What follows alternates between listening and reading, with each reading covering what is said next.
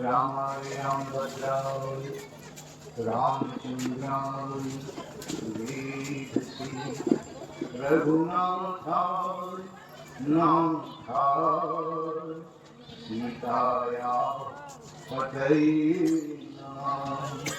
वंदे विदेहतनया पदपुंडरीकं त्रैशोरसौरभ समाहृतयोगितं हन्तुं प्रतापमुनिशं मुनिहंससेव्यं सन्मानसारि परिपीतपरागपुण्यम् अतुलितबलधामं हेमशैलावलीनं दण्डवन्त्रशालं ज्ञानिनामग्रगण्यं सकलगुणनिधानं वानराणाधीशं रघुपतिप्रियभक्तं वातजातं नमामि। मनोजं मारुततुल्यवेगं जितेन्द्रियं बुद्धिमतां वरिष्ठं वातात्मजं वानरयूथमुख्यं श्रीरामदूतं शरणं प्रपद्ये। भवभीषज रघुनाथजस सुनहि नरयनाय दिनकर सकल मनोरथ सिद्ध करहि विषराज। बोलिए सियावर रामचंद्र भगवान की, श्री हनुमान जी महाराज की। परम श्रद्धेय भक्ति स्वरूपा श्री वंदना जी शास्त्री, परम श्रद्धेय मंचा सीन मंच संचालक जी, समादरणीय मानस समिति समुपस्थित परम भागवत भक्तजन, भक्ति स्वरूपा माताओं दीदियों भाई, भगवान नाम का आश्रय में तत्पश्चात श्री हनुमान जी महाराज की कृपा से मैं अपनी वाणी आप सबके बीच पवित्र करने का प्रयास करूंगा। ओम नारायण नारायण नारायण ओम नारायण नारायण नारायण ओम नारायण नारायण नारायण ओम नारायण। ओम नारायण नारायण नारायण ओम नारायण नारायण नारायण ओम नारायण नारायण नारायण ओम नारायण नारायण नारायण ओम नारायण नारायण नारायण। बोलिए सच्चिदानंद भगवान की, श्री हनुमान जी महाराज की। सज्जनों, दुर्लभो मानसो देहो, इस चराचर जगत में जीवात्मा के अनेक शरीरें हैं और उन शरीरों में अपने अपने कर्मों का फल भोग रहा है। करो करी करुणा नर देही, भगवान कभी कभी कृपा करके जीवात्मा को नर शरीर देते हैं और कहते हैं कि इस शरीर के द्वारा सनातन धर्म का पालन करते हुए मेरा स्मरण करना। केवल दो चीज भगवान कहते हैं, सनातन धर्म का पालन करते हुए मुझे स्मरण करना, मुझे भजना। अब जरा आपको ये समझना है कि सनातन धर्म है क्या। कृते च प्रति कर्तव्यम इसे धर्म सनातन, अपने अपने कर्तव्य कर्म का पालन करना ही सनातन धर्म है। आप जीवन के किसी भी क्षेत्र में हो, धर्म से जुड़े हुए आपका आचरण होना चाहिए, क्योंकि धर्म एवं हतो हंति धर्मो रक्षति रक्षिता। जैसे सभी लोग सुख और संपत्ति सुविधा चाहते हैं, ऐसा कोई व्यक्ति नहीं मिलेगा जो इन सबका ग्राहक न हो, लेकिन किसी को मिलता है और किसी को नहीं मिलता है। तो कारण क्या है? गोस्वामी जी कहते हैं कि सरिता जल जल निधि महु जाई, सरिता जल जल निधि महु जाई, अहोई अचल जिम जीव हरि पाई। जिम सरिता सागर मह जाई, जग प्रताही कामना नाई। तिम सुख संपत्ति बिनहि बुलाए, अधर्मशील पहि जानि सो भाई। संपत्ति दो तरह की होती है, एक संपत्ति पतन का विनाश का कारण बनती है और दूसरी संपत्ति मनुष्यत्व से देवत्व को बढ़ाती है। मनुष्य शरीर में प्राणी देवता बन जाता है। एक संपत्ति ऐसी होती है, जैसे आप भोजन का ग्रास लेते हैं तो तमोगुणी पदार्थ आप भोजन में सेवन करें तो आपकी बुद्धि तामसी होती है। उसमें नाना प्रकार के राग और द्वेष के कण मिले होते हैं, मोह की प्रधानता होती है, काम क्रोध लोभ से प्रभावित को नाना प्रकार के अनर्थ का कारण बनता है और अपनी आत्मा का पतन करके एवं मन में प्रपद्यन्ते शरीरत्वाय देहिनां अष्टांग मन में अनुसंजयति यथा कर्म यथा श्रुतम। जैसा कर्म जैसा श्रवण उसी प्रकार की योनि जीवात्मा को प्राप्त होती है, ऐसा प्राकृतिक विधान है। पानी वहीं ठहरता है जहाँ गड्ढा होता है। सुख संपत्ति सुविधा उस प्राणी को सहज ही प्राप्त हो जाती है जो धर्मात्मा होता है, महात्मा होता है। अपने अपने आत्मा का उद्धार करने के लिए ही ये मानव शरीर मिला है। इस शरीर के द्वारा अगर आपने अपनी आत्मा का उद्धार नहीं किया, परमात्मा से आपने अपना मिलन नहीं किया, तो फिर आपको कर्मानुसार किसी न किसी योनि में आकर के अपने किए हुए कर्मों के परिणाम को भोगना पड़ेगा। अवश्य भोक्तव्यम कृतम कर्म शुभाशुभम। इसलिए मेरा निवेदन है कि सनातन धर्म का पालन करते हुए भगवान का स्मरण करो, भगवान का सुमिरन करो, भगवान का ध्यान करो। ध्येयम सदा परिभवम तीर्थास्पदम। भगवान के चरण तीर्थ हैं। भगवान का नाम अति पावन है, अति पावन पुराण श्रुति संता। इसलिए भगवान का खूब स्मरण करो, भगवान का गुण गाओ, उनकी कथा श्रवण करो, उनकी लीला देखो, उनको अपना मानो। इस प्रकार से तब आपका मानव जीवन कृत कृत्य होगा। धन्यास्ति कृतने पिबन्ति सततम श्री राम नामामृतम। दूसरी बात निवेदन करो, आप उपासना करते हैं, मंदिर में जाते हैं, पूजा पाठ करते हैं, तो देववाणी के द्वारा या अपनी सहज भाव से अपनी संस्कृति में आप जो भी उपासना के अंग को पूर्ण करें, भगवान से प्रार्थना करें, कामादि दोष रहितम कुरु मानसम च। हे भगवान, हमारा जीवन पवित्र हो, हमारे जितने शुभ कर्म हैं सब जागृत हो, हम आपका होकर जिए, हमारे अंदर जो दोष है, जो दुर्गुण है, उसकी आप निवृत्ति करें। मैं आपके अलावा अन्य किसी वस्तु की इच्छा न करूं, ऐसी मेरे ऊपर कृपा करो। नाम्या अस्प्रयागपते हृदय अस्मदीय सत्यम वदामि च भवान् किलांतरात्मा भक्ति प्रयच्छ रघुकुंभम निर्भराम में कामादि दोष रहितम कुरु मानसं च। अब मैं तीसरी बात का निवेदन करूं। ये जो संसार है जीवात्मा की खेती है और जो जैसा बीज बोता है वैसा वृक्ष पैदा होता है, वैसा फल सामने आता है। भगवान उत्तरकांड में कहते हैं कि जो शुभ अशुभ कर्म फलदाता, जो शुभ अशुभ कर्म फलदाता, काल रूप तिन करो मैं भ्राता। भगवान ईश्वर के रूप में न्यायाधीश है, वो निष्पक्ष भाव से निर्णय लेता है। जो जैसा कर्म किया है वैसा फल उसके सामने समय आने पर अपने आप प्रस्तुत हो जाता है, इसमें कहीं कोई संदेह नहीं है। जैसे एक छोटा सा उदाहरण मैं आपको दूं। महाराज दशरथ ने शब्दभेदी बाण मारने का अभ्यास किया और वे इतने उसमें तल्लीन हो गए कि उनको शब्दभेदी बाण मारे चैन नहीं पड़ता था। रात्रि को 2 बजे हाथी पर चढ़कर सरयू के किनारे डाल गए। श्रवण कुमार नाम का एक बालक अपने अंधे माता पिता के लिए पानी लेने कमंडलू जल में डाला। उसमें से कुछ आवाज हुई और दशरथ जी ने उस आवाज को पकड़कर मार चला दिया। उनका शब्दभेदी बाण श्रवण के छाती में लगा और वो करा उठा, ओम नमः शिवाय बोला। दशरथ वहां पहुंच गए। उसने पूछा, हमने आपका क्या बिगाड़ा था? आपने मुझे यह कारण क्यों मारा? दशरथ तो कुछ नहीं बोले।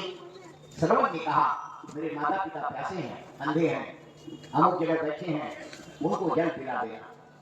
दशरथ जल लेकर गए। अंधे माता पिता को आहट लगी, बोले, तुम श्रवण नहीं हो, कोई और हो। तो इन्होंने कहा, मैं अयोध्या का सम्राट दशरथ हूँ, मेरे अज्ञानता बस तुम्हारे पुत्र की हत्या हो गई, मैं जल लेके आया। दोनों ने श्राप दिया, जाओ दशरथ, जिस तरह पुत्र वियोग में हम दोनों तरफ पर मर रहे हैं, एक दिन तुम्हें भी मरना होगा। और दोनों मर गए। अब ये श्राप का बोझ लेकर दशरथ जी रहे थे, किसी से कुछ नहीं कहा।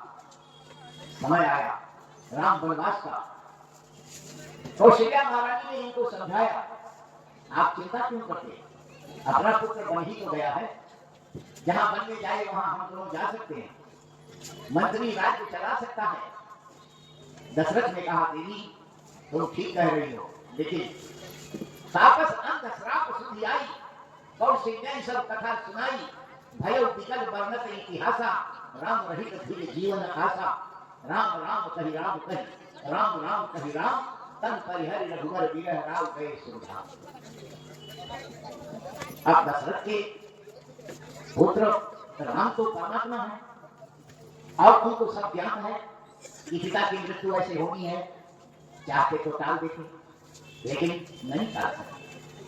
हमारा कहने का अभिप्राय ये है कि मनुष्य शरीर पाकर अगर आप सुख शांति और सुविधा के साथ जीना चाहते हैं, तो आप अपना आचरण सुधारिए, आप अपना कर्तव्य समझिए, आप अपना कर्म देखिए।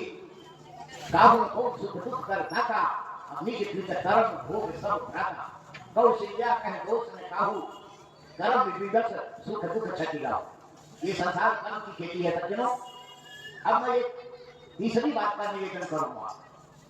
भगवान राम और सीता ये सृजन, पालन और संहार तीनों के देवता हैं। सृजन माता जानकी करती हैं, पालन माता जानकी करती हैं, और विनाश भी, प्रलय भी उनका पुत्र काल करता है, क्योंकि भगवान का प्रथम पुत्र काल देव है। काल किसी को नहीं छोड़ता, समय आने पर फट दबोचता है और प्राणी का अंत हो जाता है। तो श्रुति सेतु पालक जानकी, माता सीता जगत जननी है। ये प्रत्येक प्राणी का जन्म और पालन पोषण और संहार तीनों कार्य करती है। भगवान ने लंका में सीता जी से कहा, देवी हम दोनों इस संसार में कुछ लीला करने आए हैं, तो सीते को त्रिविधा भूतवा, आप तीन रूप बनाओ, सतोगुण से हमारे दामांत में रहो, रजोगुण से अग्नि में रहो, और तमोगुण से छाया माया सीता बन के तैयार हो जाओ, क्योंकि अभी थोड़ी देर में एक राक्षस मृग बनकर आपके सामने आएगा। वो राक्षस मारीच है, रावण आपका अपहरण करना चाहता है मृग के माध्यम से, तो मैं नकली सीता लंका भेजूंगा, और आप रोते कलपते चले जाना, पीछे से हम बानरों को लेकर के लंका पर चढ़ाई करेंगे और वहां राक्षसों का अंत करेंगे। इसलिए भगवान शंकर पार्वती माता से कहते हैं कि गिरिजा सुनहु राम कह लीला। ये जो राम कथा है, ये भगवान की लीला है। भगवान ने लीला इसलिए किया कि महात्मा, देवी देवता, सज्जन धर्मात्मा जितने भी पृथ्वी पर है, सबका कल्याण हो और पतनकारियों का विनाश हो। भगवान ने जैसे ही कहा, सीता जी भगवान के दामांत में समा गई, और अग्निदेव को भगवान ने प्रकट किया, उनसे कहा, ये मेरी सीता आप अग्नि में रखो, जब मैं लंका में रावण का वध कर लूंगा तो आप इनको वापस कर देना, और इसके लिए मैं अग्नि परीक्षा का बहाना बनाऊंगा। अग्नि परीक्षा, ये नकली सीता जल जाएगी और असली सीता आप हमें वापस कर देना। इस प्रकार भगवान ने सीता जी के द्वारा 3 कार्य सिद्ध कराया। अब आप जरा विचार करो, सीता जी जीव की भूमिका निभा रही है। जीव किस तरह प्रलोभन और कामना के वशीभूत होकर अपने संबंधियों से अलग थलग पड़ जाता है। जैसे आपके परिवार में 4 भाई हो, चारों अच्छा कमाने खाने लगते हो, तो आपके अंदर कुबुद्धि, कुमति जागृत होती है। अरे चलो एक साथ रहने से क्या फायदा, मैं इतना कमाता हूं, अलग रहो, अलग मकान बनाओ, अलग संबंध जोड़ो। तो करे मोह बस नर अघनाना, अस्वार्थ रथ पर रोक न धन। प्राणी प्रलोभन और कामना में फंस करके एक दूसरे से अलग थलग पड़ जाता है। मृग कामना और प्रलोभन का प्रतीक है। जब मृग आया तो सीता जी ने कहा, महाराज बड़ा सुंदर मृग है, इसको पकड़ के ले आइए, मैं पालूंगी। राम जी ने कहा अगर पकड़ने में आया तो। सीता जी ने कहा इसको मारकर इसका चमड़ा ले आइएगा। सात्य संध प्रभु बध कर ही आनहु चरम कहती बोल देही। भगवान गरीब के पीछे चले गए और पीछे से लक्ष्मण जी इनकी सुरक्षा में तैनात थे। जब भगवान ने मारी राक्षस को मारा तो उसने हार लक्ष्मण बचाओ, हार लक्ष्मण बचाओ, हार लक्ष्मण बचाओ राम की वाणी में बोला और सीता जी ने उसे सुना। सीता जी ने कहा तुम्हारे भैया संकट में हैं, तुम शीघ्र जाओ। लक्ष्मण जी ने कहा माता सपने उस संकट पर किशोरी, वो तो परमात्मा है, स्वप्न में भी उनको कोई संकट नहीं आ सकता। आप व्यर्थ में चिंता कर रही हैं, ये तो किसी राक्षस की आवाज है। अब यहाँ सीता जी को लक्ष्मण जी की बात मान लेना चाहिए। क्यों? लक्ष्मण जी साधु है और साधारण साधु नहीं, भगवान के अनन्य भक्त है। लेकिन सीता जी ने लक्ष्मण की बात को नहीं माना और इन्हें कटु वचन कहा। जब कटु वचन कहा तो लक्ष्मण से सहन नहीं हुआ और उन्होंने एक लक्ष्मण रेखा खींचकर कहा आप इसके अंदर सुरक्षित हैं, रेखा लागना नहीं। लक्ष्मण चले जाते। पीछे से रावण नकली साधु बनकर आता है और भिक्षा मांगता। भिक्षा देना तो ठीक था, लेकिन लक्ष्मण रेखा लाघना ये सीता के लिए उचित नहीं था। इन्होंने लक्ष्मण रेखा लाघ दी और रावण इन्हें हर कर ले गया। इस कथा का, इस लीला का अर्थ ये है कि आपको किसी महात्मा की बात पर, किसी संत की बात पर, गीता रामायण वेद पुराण भागवत की बात पर अटल रहना चाहिए। दूसरी बात, किसी संत महात्मा का अपमान नहीं करना चाहिए, नहीं तो नकली महात्मा आपको मिल करके अवश्य ठग लेगा, इसमें कहीं कोई संदेह नहीं है। सीता जी ने जीव के इस भूमिका को निभाया और इस दुष्कर्म का परिणाम क्या हुआ कि उन्हें लंका के अशोक वाटिका में नाना प्रकार की आपदा विपदा का सामना करना पड़ा। तो गोस्वामी जी ने कहा कर्म प्रधान विश्व करी राखा अजो जस करहि सो तस फल चाखा। जो जीव जैसा कर्म करेगा वैसा ही फल उसके सामने आएगा। सीता जी के इस लीला भूमिका का यही अर्थ हुआ। मेरा निवेदन है कि तुलसी बाबा ने अपना अनुभव हम लोगों को बताया कि राम समान प्रभु नाही कहूं।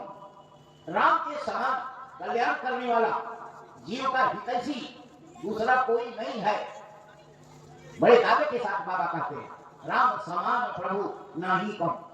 अब थोड़ा विचार करके देखो आप, विश्वामित्र के पीछे राम लक्ष्मण चले जा रहे हैं बक्सर, विश्वामित्र के जग की रक्षा के लिए। वहां से इन्होंने जनकपुर प्रस्थान किया। बीच में अहिल्या का आश्रम आया। गौतम नारी श्राप बस उपल देह धरि धीर, चरण कमल रज चाहती कृपा करो रघुवीर। हे राम, सतयुग में एक भक्त ने खंभ से भगवान को प्रकट किया था। प्रहलाद ने खंभ से हिरण्यकश्यप को मारने के लिए नरसिंह भगवान को पधराया था। ये तो हमने देखा। अब आज त्रेता में ये देखना है कि पत्थर से नारी कैसे प्रकट होती है और भगवान के चरण स्पर्श से, मुझे ये देखना है। जब विश्वामित्र जी ने ये कहा कि गौतम नारी श्राप बस उपल देह धरि धीर चरण कमल रज चाहती कृपा करो रघुवीर, तो भगवान ने अपना चरण स्पर्श कराया और अहिल्या प्रकट हो गई। अहिल्या का उद्धार किया और उसी समय गौतम ऋषि वहां आ गए। भगवान राम ने देखा खोड़सी दुल्हन की तरह अहिल्या और लंबी दाढ़ी वाले बूढ़े गौतम ऋषि। भगवान ने सोचा जोड़ी तो अच्छी नहीं है, तो भगवान ने क्या किया, गौतम ऋषि को 18 साल का बना दिया और 16 की अहिल्या और गौने के रास्ते भगवान ने अहिल्या की विदाई किया। राम के प्रसाद गुरु गौतम खसम भय, मुदित सिधारे गृह गमनो सो लिवाए के। अहिल्या ने ऐसा कुछ दुष्कर्म किया कि उसका घोर नरक होना चाहिए, लेकिन भगवान की कृपा देखो, गौने के रास्ते अहिल्या की विदाई किया। इसलिए भगवान से लक्ष्मण जी ने पूछा कि आपने अहिल्या का उद्धार क्यों किया? तो भगवान बड़े सहज भाव में बोले मेरी माता कौशल्या का आधा नाम अहिल्या में आता है, इसलिए मैंने उसका उद्धार कर दिया। जो पापियों का उद्धार करे, जो नरक वासियों को स्वर्ग देवे, जो भक्तों की रक्षा करे, वही तो भगवान है, वही तो परमात्मा है। जो असंभव को संभव कर दे, उसी को तो भगवान कहते हैं। भगवान के हृदय में ऊंच नीच का भेद नहीं है, अच्छे बुरे का भेद नहीं है।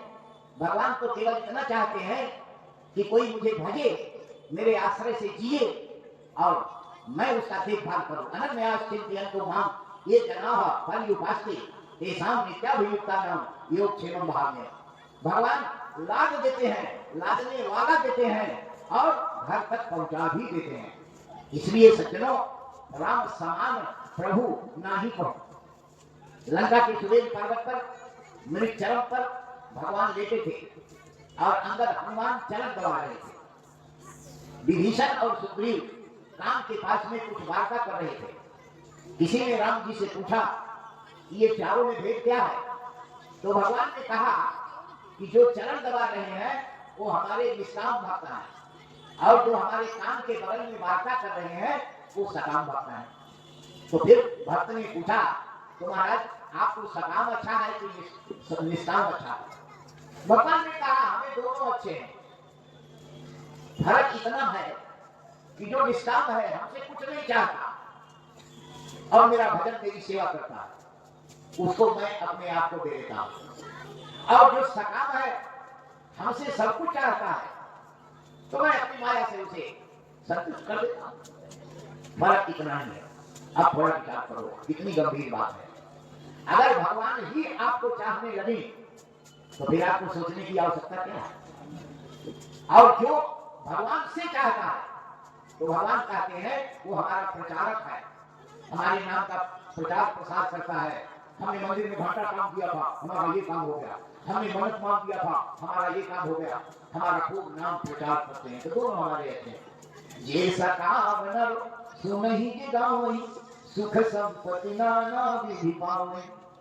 नाना प्रकार की संपत्ति आपको मिलेगी। आप भगवान की शरण में रहकर उनकी कथा करो, उनकी कथा सुनो, उनकी लीला देखो, उनका कीर्तन करो, उनके धाम में जाओ। चरण राम की रथ चल जाई, राम बसहु तिनके मन माही। भगवान के जो चरण है सो तीर्थ है। आप तीर्थ में जाते हैं तो मानो भगवान के चरण में ही गए। आप कोई नया वस्त्र धारण करते हो, भगवान को अर्पण करके पहनो। आप भोजन प्रसाद पाते हो तो भगवान को निवेदित करके पाओ। वो मही निवेदित भोजन करही, प्रभु प्रसाद पट भूषण धरही। इनहि छाड़ी गति दूसर नाही, राम बसहु तिनके मन माही। पत्रम पुष्पम फलम योगी भक्त्या प्रेक्षति। भाव से तुलसी दल मात्र जलेन चुनके शुरू भर जल, थोड़ा तुलसी का पत्ता भोजन में डालो, प्रसाद हो जाता है, भगवान को भोग लग जाता है। इस प्रकार का पवित्र जीवन आप जियो तो सकाम भक्ति के द्वारा इस लोक में तो आपका आनंद ही आनंद है। आपको स्वर्ग लोक मिलेगा और स्वर्ग लोक में बहुत काल तक रहने के बाद जब पूर्ण क्षीण होगा तो आपका जन्म फिर किसी अच्छे घर में होगा। सुचि नाम श्रीमताम ये योग भ्रष्टा विजायते अथवा योगना में कुले भवत धीमताम। अच्छा से पालन पोषण होगा, पढ़ोगे लिखोगे, लाखों के मालिक बनोगे, सारी सुविधाएं आपको प्राप्त होंगी। ये आपके सकाम कर्मों का परिणाम होगा। और जो निष्काम भक्त है, जाहि न चाहिए कबहु कछु, तुम सन सहज समीप बसहु निरंतर तासुर असुराउर निज देहु। वाल्मीकि जी कहते हैं, हे राम, जो तुमको चाहता है तुमसे नहीं कुछ चाहता, उसके हृदय में तुम वास करो। अब थोड़ा विचार करो, अगर मुख्यमंत्री नीतीश जी आपके दरगाह में आए तो बोलो इसका नक्शा बदल जाएगा कि नहीं बदल जाएगा? अभी वर्तमान में दरगाह जो है ना, अगर प्रधानमंत्री आवे, मुख्यमंत्री आवे तो व्यवस्था तक सरकारी होगी कि नहीं होगी? उसी प्रकार जब भगवान आपको चाहने लगेंगे, आपके हृदय में वास करेंगे, आप भगवान का कीर्तन सुमिरन करोगे तो भगवान आपको निहाल कर देंगे। कबीर मन निर्मल भयो जैसे गंगा नीर, पीछे पीछे हरि फिरे कहत कबीर कबीर, पास में कौड़ी नहीं मांगन ने सकुचाए, तिनके पीछे हरि फिरे कहीं भूखे ना रह जाए। भगत हमारी आत्मा मैं भगतन कर दास, भगतों में मैं यूं रहूं जो फूलन में वास। एक बार नारद जी हनुमान जी से बोले, हम आज भगवान के पास जाते हैं, क्या करें? तो भगवान से ये जानना है कि आपके इतने भक्त हैं, उनकी कोई लिस्ट वगैरह रजिस्टर वगैरह है कि नहीं है। ठीक है, मेरा भी नाम देख लेना। नारद जी भगवान से बोले, आप जरा अपने भक्तों का रजिस्टर तो दिखाइए। तो भगवान ने कहा, ये रजिस्टर पड़ा हुआ है। उसमें नारद जी ने अपना नाम देखा, बहुतों का देखा, लेकिन हनुमान जी का नाम कहीं नहीं था। नारद जी को मन ही मन बड़े प्रसन्न हुए कि भगवान के भक्तों के रजिस्टर में तो इनका नाम है ही नहीं। हनुमान जी से बोले, भगवान के रजिस्टर में तो आपका नाम है। तो हनुमान जी बोले, हमारा नाम भगवान रजिस्टर में नहीं रखते, अपने पाकी डायरी में रखते। तो नारद जी फिर भगवान के पास गए, बोले आप पाकी डायरी भी रखते हैं? बोले हाँ, जरा दीजिए। तो उसमें हनुमान जी का नाम पहले था। तो भगवान से नारद जी ने पूछा कि ये बड़ा रजिस्टर भक्तों का और ये पाकी डायरी दोनों में अंतर क्या है? तो भगवान ने कहा कि जो मेरा भजन करता है उसका नाम इस पाकी डायरी में रहता है, क्योंकि मैं भी उसका भजन करता हूँ। और जो मेरा भजन नहीं करता बल्कि हमारे द्वारा बहुत कुछ धन दौलत चाहता है, वो मेरा भी भक्त है, सकाम भक्त है, और उसका नाम बड़े रजिस्टर में है। सज्जनों, भगवान के पास दो चीज है, एक वो स्वयं है और एक उनकी माया। तो कुछ प्राणी माया के अधीन है तो सकाम भक्ति करते हैं, और जो माया के अधीन नहीं है, भगवान के अधीन है, वो भगवान का नाम लेते हैं, उनका भजन कीर्तन करते हैं और भगवान उनके साथ रहते हैं। अनन्यास चिंतन को ऐसे भक्तों का योगक्षेम भगवान स्वयं दान करते हैं। इस प्रकार का जो पवित्र जीवन है, अगर हम जिए तो हमारा जन्म लेना सफल है। तुलसीदास जी तो यहाँ तक कहते हैं कि हनुमान देखे जब जीवन को फल हो। जैसे आप गंगा नहाते हैं, ये बहुत अच्छी बात है, लेकिन जब गंगा जी का दर्शन आपको हो जाएगा तब बात बन जाएगी। आप हनुमान जी के मंदिर में हनुमान जी को हनुमान चालीसा सुनाते हो, सुंदरकांड सुनाते हो, वो आपका बहुत मंगल करते हैं, सब आनंद है। लेकिन जिस दिन हनुमान जी का दर्शन आपको हो जाएगा, आपकी यात्रा पूरी हो जाएगी। भगवान है, अब उनका कोई दर्शन करने वाला पात्र हो तो बात बनती है। तो इस प्रकार जो है, हमें अपने इस मानव जीवन को धन्य करना। राम कथा करो अमित प्रभावा, वेद पुराण उपनिषद गावा। आपने राम के भाई कुंभकर्ण का नाम सुना होगा। उसे ब्रह्मा जी का वरदान है, 6 महीना सोना, 1 दिन जाना और भोजन करना। नारद जी ने सोचा कुंभकर्ण का कल्याण कैसे हो। जिस दिन उसको जागना था, नारद जी पहुंचे, उसने इनको दंडवत किया। नारद जी से पूछा, बाबा कैसे आए? नारद जी ने कहा, मैं तुम्हें राम कथा सुनाने आया। कुंभकर्ण हंसा, 1 दिन तो मुझे मिला है और भोजन के सिवा मैं कोई दूसरा काम करता नहीं, फिर शाम होने पर सो जाता हूं, 6 महीने की, फिर राम कथा कैसे सुनूं? नारद जी ने कहा, कथा काम से सुनी जाती है, भोजन मुख से किया जाता है, तुम मुख से भोजन करो, कथा हम तुम्हारे कान में सुनाए। नारद जी ने कुंभकर्ण को कान में कथा सुनाई और वो भोजन करता रहा, फिर सो गया। नारद जी चले गए। इधर पीछे से लंका पर जब राम जी ने चढ़ाई की और युद्ध शुरू हुआ, तो आधा कटक कपिल संहारा, वानरी सेना ने लंका के आधे राक्षसों का नाश कर दिया। राम व्याकुल होकर के कुंभकर्ण के पास गया और जगाया, हल्का प्रश्न बुद्धिता किन भगवत रामांगना है, हिता भक्ता काम न करो। तब राम, हे भाई उठो, सजग हो जाओ, लंका पर वानरों ने चढ़ाई कर दी है, आधी सेना मारी गई, मैं व्याकुल होकर तुम्हारे पास आया हूं, जागो। हम प्रश्न बुद्धिता किन भगवत रामांगना है, हिता भक्ता सा। तो ये बालक कैसे यहाँ आ गए? तो उसने अपनी सब कथा सुनाई।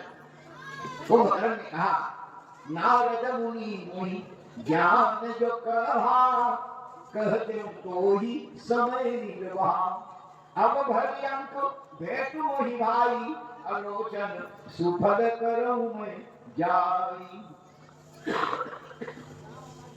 हे भाई, तुमने जगदम्बा सीता का हरण कर लिया, परमात्मा श्री राम जो सबके पिता हैं उनका अपमान किया।